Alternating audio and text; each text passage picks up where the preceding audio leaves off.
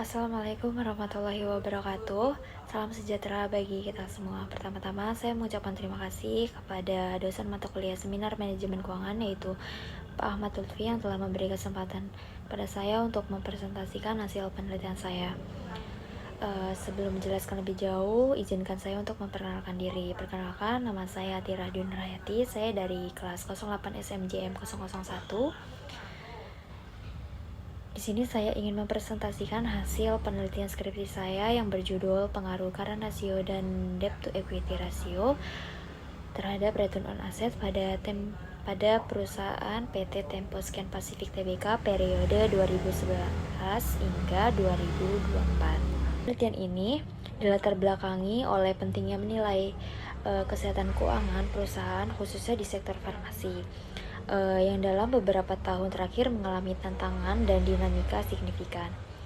Dalam 14 tahun terakhir, industri farmasi mengalami pertumbuhan yang sangat pesat, terutama sejak munculnya pandemi COVID-19. Pandemi ini menyebabkan lonjakan permintaan terhadap obat-obatan dan produk kesehatan sehingga banyak perusahaan farmasi nasional berlomba-lomba untuk memenuhi kebutuhan tersebut. Lalu salah satu perusahaan yang mampu bertahan dan terus berkembang di tengah tekanan ekonomi global adalah PT Tempo Scan Pacific Tbk. Perusahaan ini telah menunjukkan kinerja yang baik, terutama dilihat dari sisi keuangan dan operasionalnya. Untuk menilai kinerja perusahaan secara lebih mendalam, penelitian ini menggunakan 3 indikator keuangan penting, yaitu current ratio yang mencerminkan kemampuan perusahaan dalam memenuhi kewajiban jangka pendeknya. Lalu debt to equity ratio yang menunjukkan seberapa besar ketergantungan perusahaan terhadap pendanaan dari utang. Dan return on asset yang mengukur seberapa efisien perusahaan dalam memanfaatkan asetnya untuk menghasilkan laba. Berdasarkan data laporan keuangan PT Tempo Scan Pacific Tbk periode 2011 sampai 2024 diketahui bahwa current rasio perusahaan menunjukkan likuiditas yang sangat tinggi dengan nilai terendah sebesar 225,31% pada tahun 2021 dan nilai tertinggi sebesar 309,33% pada tahun 2002. Hal ini menunjukkan kemampuan perusahaan dalam menjaga ketersediaan aset lancar lebih dari cukup untuk menutupi kewajiban jangka pendeknya. Sementara debt to equity ratio berada dalam kisaran 35,34% hingga 50,03%. Hal ini menunjukkan bahwa struktur modal perusahaan relatif sehat dan tidak terlalu bergantung pada utang. Dan return on asset mengalami fluktuasi yang cukup signifikan. ROA terendah tercatat pada tahun 2018 sebesar 6,86% dan kembali meningkat menjadi 12,39% pada tahun 2024. Kenaikan ini menandakan peningkatan efisiensi perusahaan dalam menghasilkan laba dari aset yang dimiliki.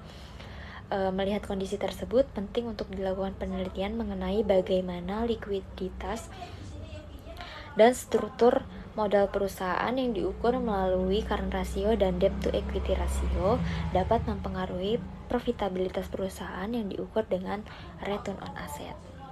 Berdasarkan latar belakang tersebut, maka dirumuskan 3 permasalahan utama dalam penelitian ini. Yang pertama, apakah current ratio berpengaruh terhadap return on asset pada PT Tempo Scan Pacific Tbk periode 2011 hingga 2024.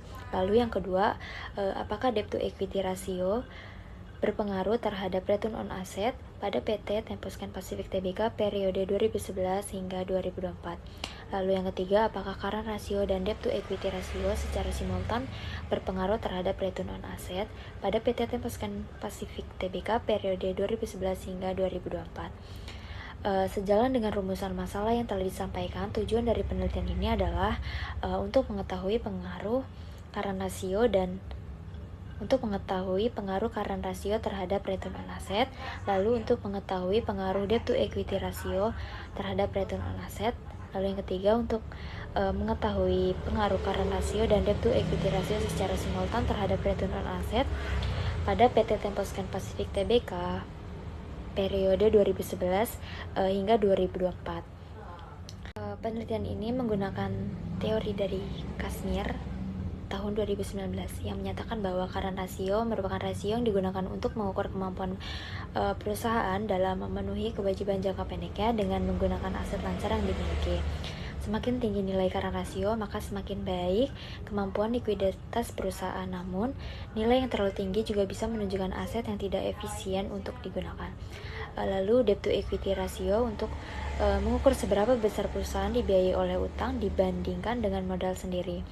DIR yang tinggi menunjukkan ketergantungan perusahaan terhadap utang yang tinggi, yang bisa meningkatkan resiko keuangan, sementara DIR yang terlalu rendah bisa berarti perusahaan terlalu konservatif dan kurang memanfaatkan leverage-nya. Lalu return on asset merupakan rasio yang mengukur kemampuan perusahaan dalam menghasilkan laba dari seluruh aset yang dimiliki. Semakin tinggi ROA, berarti perusahaan semakin efisien dalam mengelola asetnya untuk menghasilkan keuntungan. Rasio-rasio ini penting karena menggambarkan kesehatan keuangan perusahaan secara umum, mulai dari likuiditas, struktur pendanaan, hingga kemampuan menghasilkan laba. Berdasarkan landasan teori tersebut, penelitian ini menyusun kerangka berpikir di mana current ratio sebagai variabel X1 dan debt to equity ratio sebagai variabel X2 merupakan variabel independen yang diduga memiliki pengaruh terhadap return on asset, yaitu variabel Y sebagai variabel dependen.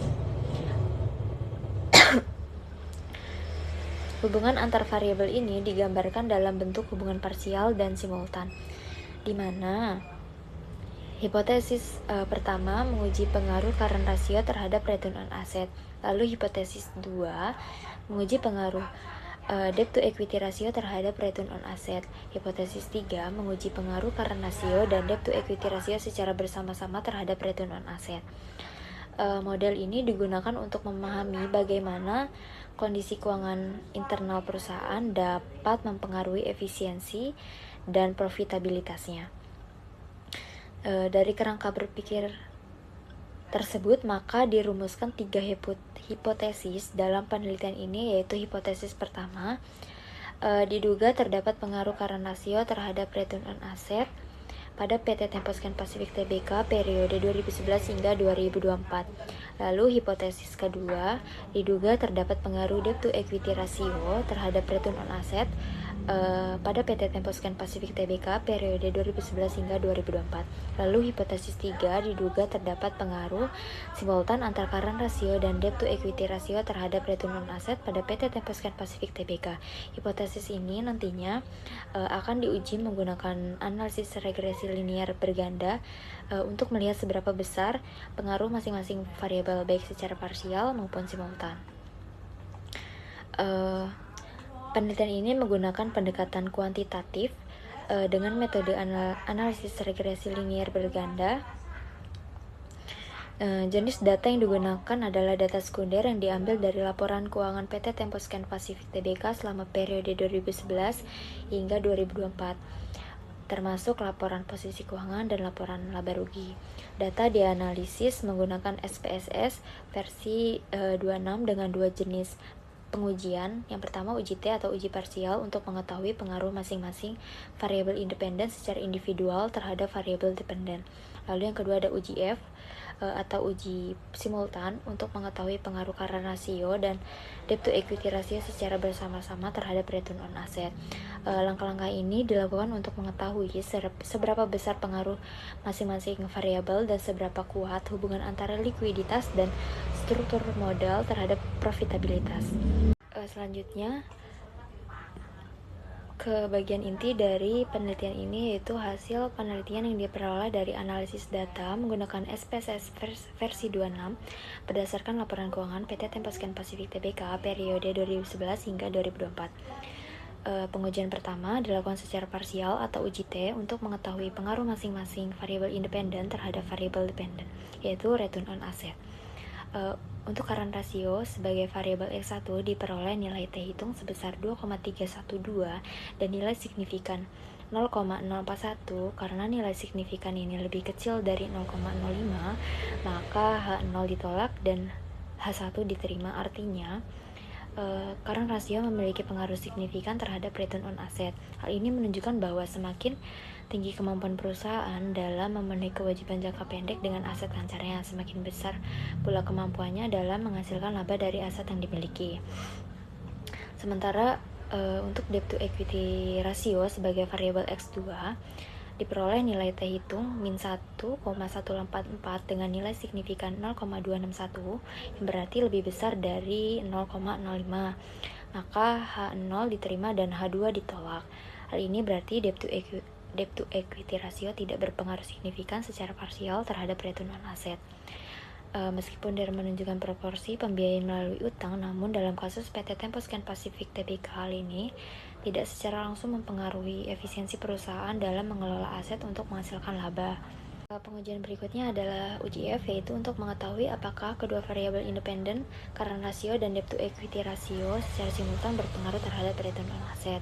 Hasilnya menunjukkan bahwa nilai F hitung sebesar 8,476 dengan nilai signifikan 0,006. Karena nilai signifikan ini lebih kecil dari 0,05, maka dapat disimpulkan bahwa secara simultan CR dan DER berpengaruh signifikan terhadap ROA.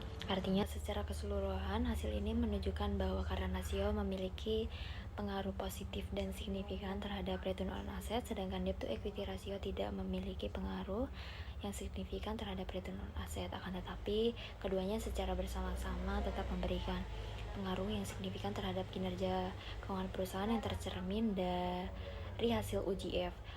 Hasil ini mendukung bahwa likuiditas perusahaan dalam konteks penggunaan aset lancar yang efisien lebih dominan dalam mendorong peningkatan profitabilitas perusahaan, khususnya pada sektor farmasi, seperti perusahaan PT Tempo Scan Pacific Tbk yang sangat bergantung pada pengelolaan persediaan dan kasnya. Dalam konteks industri farmasi yang sangat bergantung pada manajemen persediaan dan arus kas, hasil ini menjadi masukan berharga bagi manajemen perusahaan untuk lebih memperhatikan efisiensi aset lancarnya.